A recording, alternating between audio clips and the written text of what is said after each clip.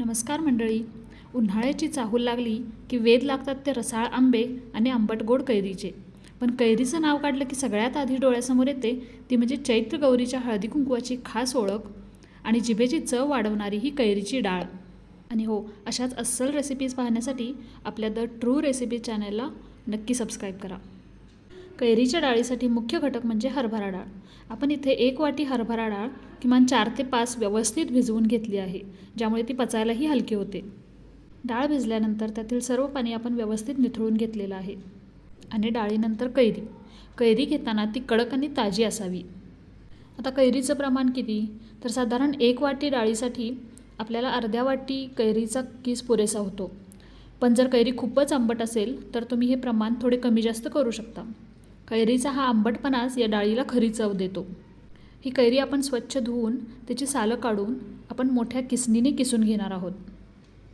जसं मी म्हटलं तर हा कैरीचा आंबटपणा किंवा मिरचीचा तिखटपणा, गोडवा अगदी तुमच्या आवडीनुसार तुम्ही ॲडजस्ट करू शकता. कुणाला ही डाळ तिखट आवडते, कुणाला आंबट गोड आवडते, तर त्यानुसार आपण आपले साहित्य वापरू शकतो. आता आपण निथळलेली डाळ मिक्सरच्या भांड्यात घेऊयात. यामध्ये चवीसाठी 3 ते 4 हिरव्या मिरच्या, 3 ते 4 लसूण पाकळ्या आणि चवीपुरतं साखर आणि मीठ.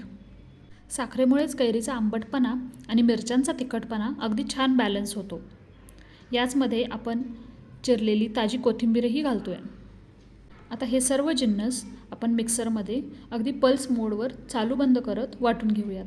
याला अगदी फाईन पेस्ट नाही करायची, तर ती जाडीभरडी करायची आहे. मिक्सर चालवताना अधूनमधून ही डाळ खालीवर करा, जेणेकरून ती एकसारखी वाटली जाईल. त्याचसोबत आपण इथे या डाळीसाठी एक तडका बनवला आहे. एका छोट्या भांड्यात 2 चमचे तेल गरम करून त्यामध्ये जिरे, मोहरी, हिंग, कढीपत्ता, हळद या सर्वांची अगदी खमंग फोडणी करून घ्या. आता या गरमागरम फोडणीमध्ये आपण मिक्सरला वाटून घेतलेली डाळ आणि हा आपण कैरीचा किस मिक्स करतो. कैरीचा किस शक्यतो मिक्सरला लावू नये, ज्यामुळे तो जास्त बारीक होऊन त्यातून पाणी सुटू शकतं. इथे आपण कैरीचा किस वरून मिक्स करत आहोत. आता थोडीशी कोथिंबीर, वाटलेली डाळ, कैरीचा किस आणि खमंग फोडणी मिक्स करून घेऊ. आणि ही आपली पारंपरिक आणि चटकदार कैरीची डाळ तयार आहे.